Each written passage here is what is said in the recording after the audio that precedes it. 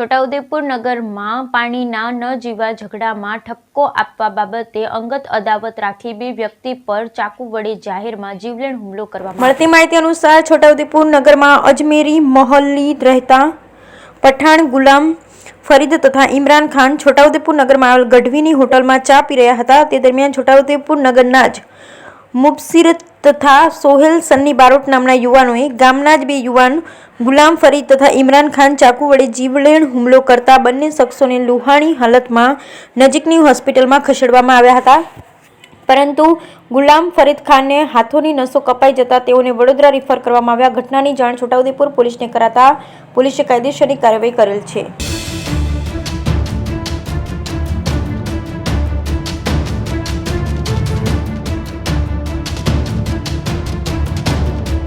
શું નામ તમારું? ફરીદ ખાન અસગર અલી।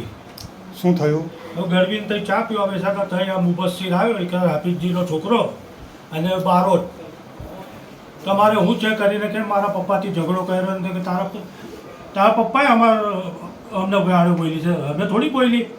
સારું એમ કરી પાછળથી ચક્કુ કાઢ્યું, સીધું ઇરફાનભાઈ પર હુમલો કરી દીધો।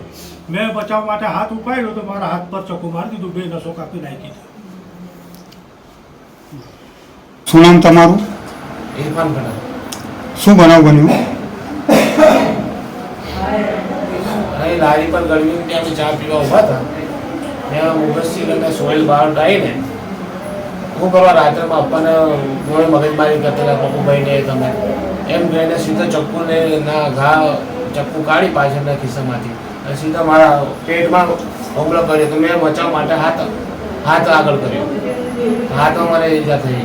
પછી મેં હાથ પકડીને ઉભો રહ્યો, એના પછી ફરીદ શું કરવા ચક્કુ મારે જેમ કે ફરીદ ગયો તો ફરીદને સીધા ઉઠાવીને ચક્કુ મારી દીધો। કેટલા લોકો હતા?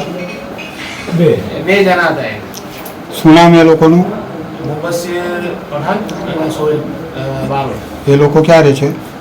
એક અજમેરી ફળિયામાં રહે છે ને એક મકરાણી મુલા। પછી પોલીસ ફરિયાદ કોઈ કરી?